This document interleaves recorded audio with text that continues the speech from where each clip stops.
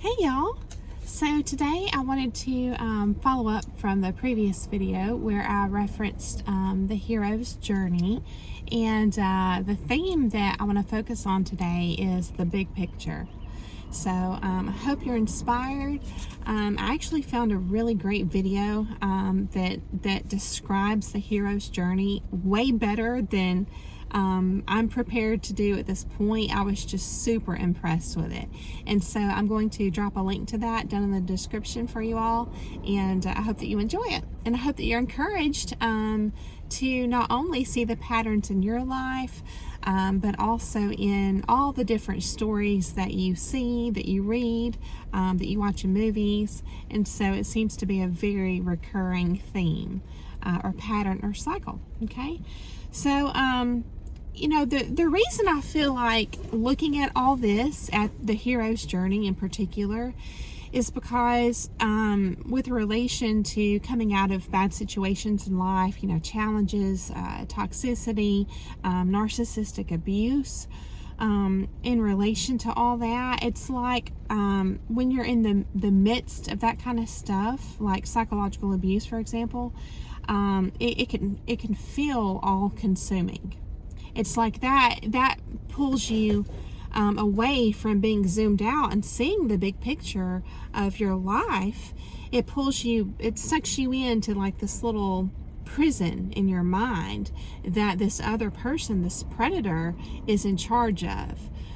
They're controlling you in this manner, and so it's kind of like you're pulled out of this cycle. Remember in the book that we went through, Women Who Run with the Wolves, it was all about the life, death, life cycle. And then now that I've been made aware of this hero's journey cycle, it's like a pattern that our lives are, I think, intended to follow. And when somebody interrupts that, like a controlling person, a predatory type person, then they're pulling you out of that and imprisoning you and keeping you stuck. And that's why we use words like being entangled. It is like being entangled in a web. And so it kind of puts your life on hold and for their exploitation. So it's hard when you're in that kind of situation to see beyond it. It's just right there. That's all you know when you're in the middle of it, okay? So today I hope to offer you evidence that there is a bigger picture and therefore purpose. And there's more to our experiences, okay? If we can understand this and truly believe it, so that we can then get back in the game and take control of our life, okay? And so it's just the intention, the spirit here that I'm that's moving me to share this message with you is to motivate you and to give you faith to continue on your path of growth. And there's proof that there are blessings to come if we will step out on faith, okay? So what we're doing is we're going from being unaware to aware today, okay? I hope at least more aware. So all right, so yes, like I was saying, our hardships can absolutely stumble us, keep us entrapped, and keep us also away from peace and joy and ultimately our purpose. So, and the motivation also for taking the inspiration, the inspiration for going down this path of the hero's journey and looking into that really came from that book, Women Who Run with the Wolves, because I was already seeing the patterns in those stories that she shares throughout the book. It's kind of like they seem to follow a similar pattern. And I think that was her purpose when she would share a story with us and then she would kind of elaborate and explain. She didn't make it super obvious. She didn't just lay it out, in a chart for us.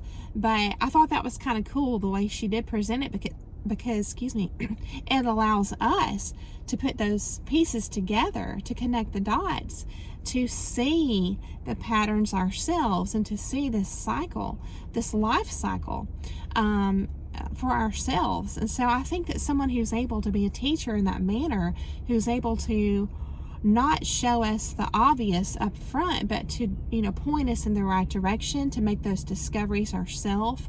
That's when we learn. That's when things stick with us, It's like then it becomes an experience, not just listening to someone's advice, but figuring it out on our own. Then it becomes an experience, and that's like another level on top of just hearing someone's advice, So I feel like that's akin to experiencing things out in real life too, because it sticks better then. So I find it incredible when there are teachers out there who can make a point to us in that manner, so that we're still discovering it ourselves. I think that's really cool.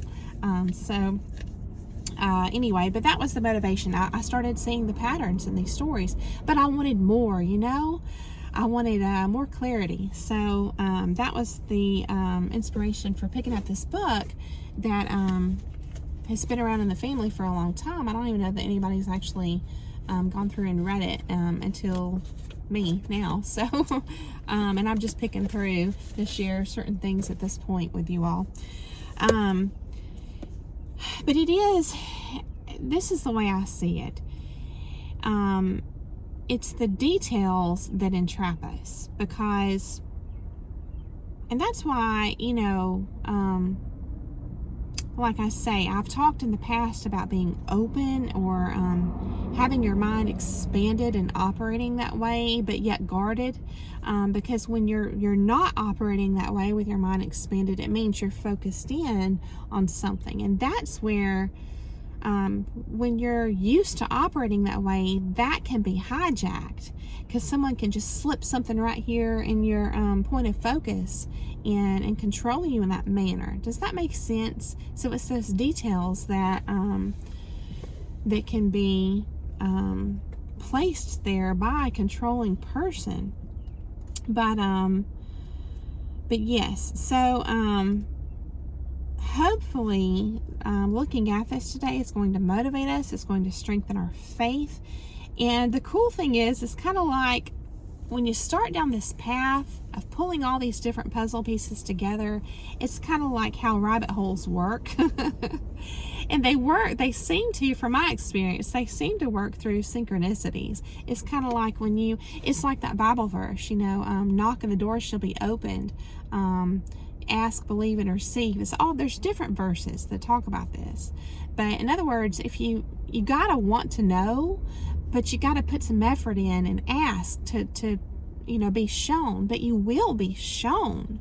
And that's like the biblical description of how a rabbit hole works. And then so once you start down this path of being a seeker and wanting to learn, truly understand more about your life journey, then at that point the synchronicities start to happen, and it's almost like you have things mirrored back to you, right? Like if you wake up in the morning and hypothetically you say, all right, I'm gonna look for this particular type of car when I head out for the day, and then it's like, wow, at the end of the day, you're like, I really saw tons of this kind of car and I normally never do. So it's like there's some kind of numinous layer to this life experience. I fully believe this. This is my truth. I fully believe this. And I think that we do get to be participants in the creation of our life, but I view it as a co-creation with a higher power. You can look in nature and see all these patterns, and it's incredible and interesting, but I don't think we ever realize that these patterns may also be at work in our lives. So it's like that whole, what do they call it, like at the macro level and the micro level, it's kind of like all the same, outside in, inside out, or as above, so below. In other words, there's like this theme throughout this existence of patterns. And to me, that's proof of an intelligent creator, intelligent design. And so that ought to give us some level of comfort that there's meaning and purpose behind everything. And so taking a look at this cycle is so interesting to me, and it just brings another layer of, just more understanding to the stories that we had gone through and read in that book, Women Who Run with the Wolves. So I just hope that you really enjoy this, and it's also going to help us to be able, I think, to identify predators so much easier. So yes, I think I've already kind of summed that up everything I just said. Let's see. Yeah, and it's also, to me, it's proof that hardships are temporary. If you make an effort to mindfully stay zoomed out and looking at the big picture, your life cycle, then you're going to understand that, it is a life-death life cycle. There's more life to come, like we've talked about before. It's just going to be proof that hardships and trying and challenging times are temporary. Okay. Yes. So now let's go ahead and look at this chart in this book together. Okay. And this is Joseph Campbell, The Hero with 1,000 Faces. And the person that made the video that I'm going to give you guys a link to, they reference this book too. And I think Joseph Campbell may have been the one who came up with, who developed this cycle, who solidified and identified, not created, but recognized and identified this cycle, and put it into our conscious awareness. But I could be wrong. I think it was him, but we'll see. All right, so what I'm going to be looking at is chapter 4, called The Keys, and this details out the cycle. Now, this has a cycle going this way, and if you look it up online, you're going to see different versions and different charts, obviously. Most of the charts go clockwise, so I thought that was kind of interesting, but this one in this book goes counterclockwise. So it starts with a call to adventure, okay? And we could spend an eternity deep diving into all these different stories and fairy tales and life experiences, and identifying the different stages, like where, this fits here, this fits there. We could do this forever, and I thought about doing that, and I'm still kind of undecided, if I want to. I think it might be very interesting and enlightening, so maybe we'll do that. But so when I'm calling out these stages, it's kind of like they're abstract at this point, especially if this is new material to you, like it is for me. It's kind of like, what does that mean? When you read Call to Adventure, what does that mean? But when you know to see and look for this, you'll start to get more and more clarity as to what it means in your own life and in the movies you watch and everything you read. But it starts with a call to adventure, and then there's a helper introduced very shortly after, okay? And then you're going to reach, so it starts here, and then you have the helper, and then you come down to this middle point called the threshold of adventure, and this is where all this stuff takes place, okay, after you've met your helper, what they call the helper. And it says then it's either a threshold crossing, a brother battle, a dragon battle, a dismemberment. Remember, like in the Handless Maiden, that was a dismemberment. The crucifixion, an abduction, a night sea journey. I'm thinking about the Seal Maiden story. A wonder journey, the whale's belly. So that's the threshold of the adventure, like when it begins, And then after that come the tests. So now you're tested. And then there's more helpers that come into the picture, okay? And then at that point, there's like, maybe I'm wrong, but I'm thinking this may be what do they call it in, when you're writing a story creation? I think it's called the pinnacle, like that you're going up to this main point, and then you're coming back down. I forget what that's called. But the next step is that point, and the examples are sacred marriage, father atonement. So it's kind of like this reconciliation with God is kind of how I view it. I don't know how to say this word. Apotheosis, or elixir theft. and then after that is flight, and now we're circling back up, okay, making the loop. Flight, and then we're back at that threshold of adventure where it shows, so we've come, here, flight, and then we're back here, and it shows return, resurrection, rescue, or threshold struggle. And then after that, at the end is the elixir. So that's the cycle. And it's described with different terms. If you Google it, like I said, on different charts. Okay, so now I'm going to go ahead and read to you what he's got to say about it. It says, the mythological hero setting forth from his common day hut or castle is lured, carried away, or else voluntarily proceeds to the threshold of adventure. There he encounters a shadow presence that guards the passage. The hero may defeat or conciliate this power and go alive into the kingdom of the dark. Go alive into the kingdom of the dark. And then in parentheses it says brother battle, dragon battle, offering, or charm.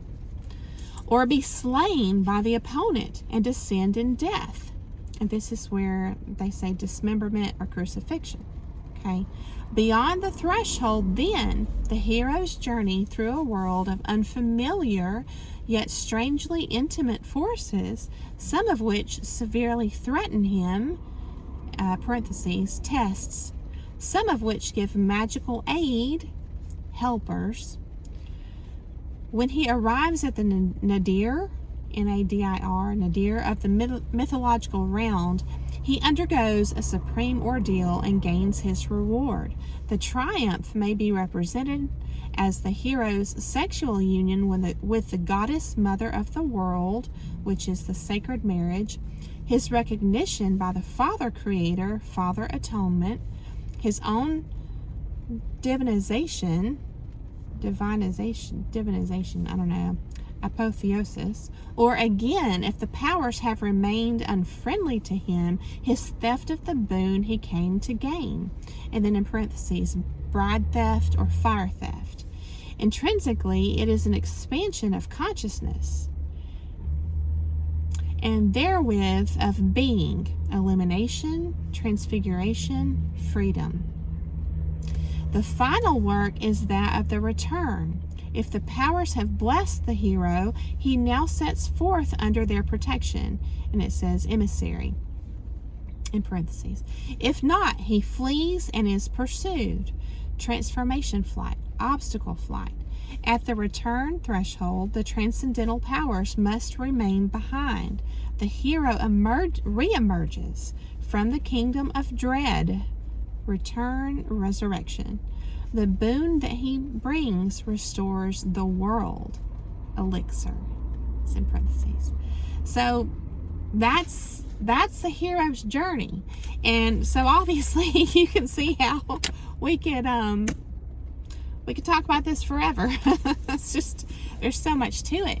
But I just, like I said, going through that book, Women Who Run with the Wolves, and I've always been interested in like I mentioned to you all, art and literature, and just learning and growing, and from information from way back, just anywhere I can pull inspiration to just learn and grow. And so when I was reading that book, Women Who Run with the Wolves, and I was looking into the fairy tales, it was just kind of like seeing those patterns. I thought there's got to be something to this. So to relate that to narcissism and predatory people in the world, I feel like becoming aware of this cycle is awakening. It's kind of like the process of awakening, maybe. Hang on a second. Y'all be proud of me. I actually made a smoothie this morning, and I had that first instead of my coffee. Still gonna have a coffee, but I just didn't have it first. So, and then I've got my big water here to drink. I mean, even like I had to get this cup. I thought it was so pretty. It's kind of got this metallic look to it, but this is the Starbucks logo. Even that's just crazy. I mean, the symbolism is everywhere. It's just everywhere, symbolism and patterns, but it just, all this stuff aids in our waking up. And I know that this is going to help us to break free from controlling predatory forces in the world, whether it be out here in the world, like on the grander scale, or on the micro scale in our personal life. And so, yeah, this is going to help us to break free from predators, because they, narcissists operate from a playbook, and it's kind of like they're conscious of a pattern, and they are manipulating this pattern, and they pull us into their pattern. It's almost like a false life, like an overlay of this fake way of life that we just are conditioned to accept as okay and normal, and we normalize, their control over us, and all of their antics and their tactics, and the way they patronize us, and the way they just abuse us. And we're not aware, but they're aware, and so they're able to be in control of this cycle of life, pattern of life that they have us entrapped in. So when we wake up and we become aware, then we see not only their playbook, which is, super important, but we see the bigger picture even more so of the grand design. I call it the grand design of, from a higher power, the creator. We see the patterns, and we see his intention, his intended life cycle for us, and we see how we got stuck and we weren't able to flow through and continue and live out this intended cycle. Okay, and so we're exploited in that way from predators because we're unaware. And when we talk about breaking free from the patterns, their patterns, the predators' patterns they've set before us, the conditioning that they got us caught up in, to become unpredictable means to break out of those patterns that they have got us trapped in. You see what I'm saying? It's like, I'm not talking about being unpredictable with regards to the pattern of the hero's journey, because that's on a much grander scale. And I personally feel like someone else is in charge, ultimately of that. But I'm talking about this false life that this predator has got us tangled up in. There's patterns to that, and that's what we call our conditioning. And so when you become unpredictable, you're now taking charge of that, and you're breaking free out of that. Okay, again, whether it's on the small scale in your personal life or in the larger scale with toxicity in your culture, or your society or whatnot. So yes, we're only exploited when we're unaware, is how I feel. You know what I mean?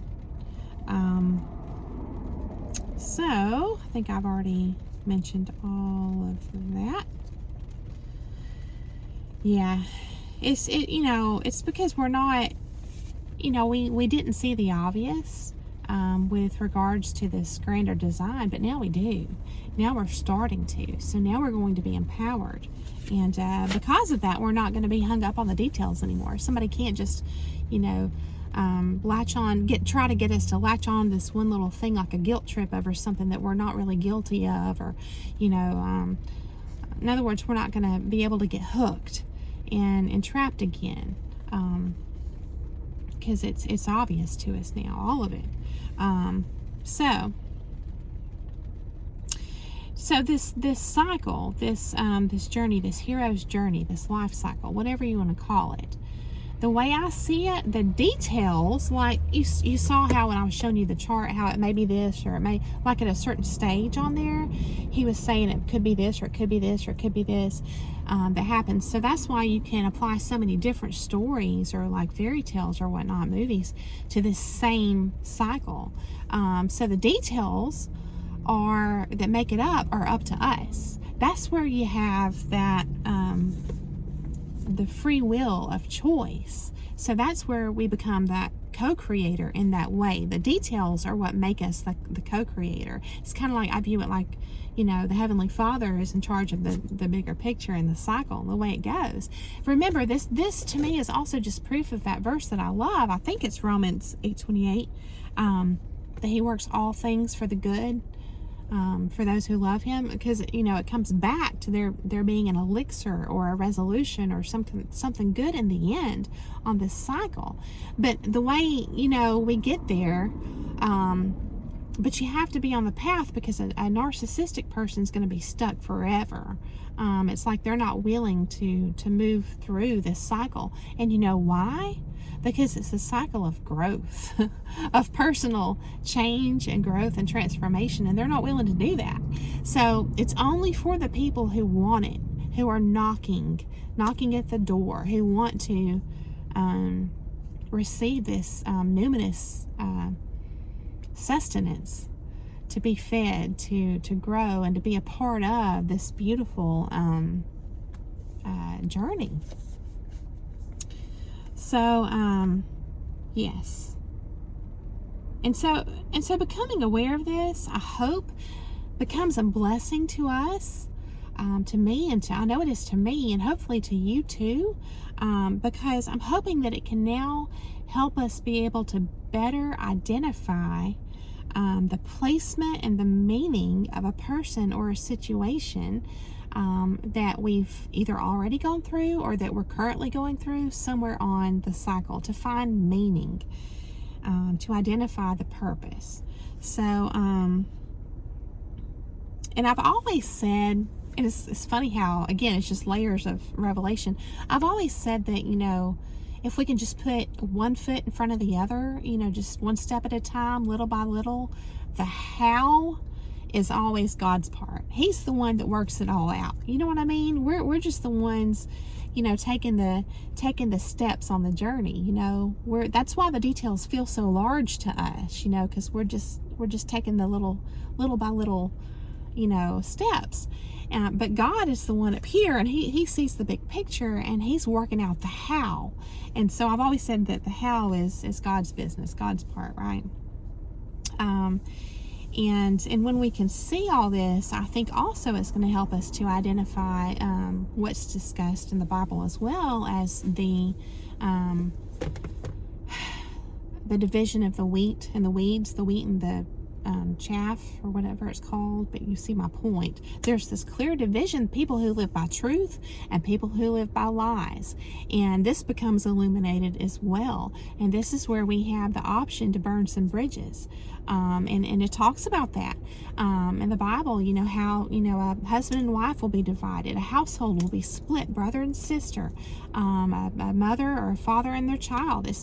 The truth divides those who live by the truth and those who don't, and it's just the way it is. And you have to have that strength and that love for the truth and the light and the good, the Heavenly Father, however you want to, whatever lens you want to apply, you have to love that. You have to love the truth more than you love this connection you have with a person. Because if a person chooses to be stuck and not continue on, okay, they're going to likely make themselves look like, well, I can't help it, or they're a victim or whatever. But everybody has choices to some degree in this life, okay? And especially when it comes to choosing to lie or not and be a true person, an honest person. So there's going to come a lot of times throughout this journey where we're presented with this awareness, and we have to decide to walk away, or not, or to gray rock if the situation involves children, or sticky, or it's something. You see what I'm saying? It's still a decision. And the last thing I want to leave you with is this, okay? I feel like it's called the hero's journey for a reason. And notice it's not called the journey of life or a person's journey, okay? It's called the hero's journey for a reason. And I think it's because it's the walk of faith lived out. Again, it's not for somebody who's not willing to grow and change. It's only for those of us who want to do that. So it is a walk of faith because there's a lot of unknowns, and that's the kind of thing that's brought to light through the stories. you know, that we can relate to, because it's like, well, this person's stepping out and they don't know what in the world's going to happen when they leave their home place. You see what I'm saying? Or whatever it is. And it's like, yeah, I totally know that feeling. It's scary or whatever. So that's where we can relate to it, is through the stories or the movies or whatnot, okay? So this journey is cool because you can now identify if a person isn't living by this journey. If you don't see, like, you know, obvious lifestyle changes that are, you get like measurable. If you don't see that in a person's life, it's like this cycle of growth is going to expose a person living in a lie, or living in lies, multiple lies, usually. So, yes, it's called the hero's journey for a reason. It's not easy. Think about what a hero means to you. You know what I mean? Lots of challenges, but they push through. They're persistent. They persevere. They're resolute, and they're steadfast.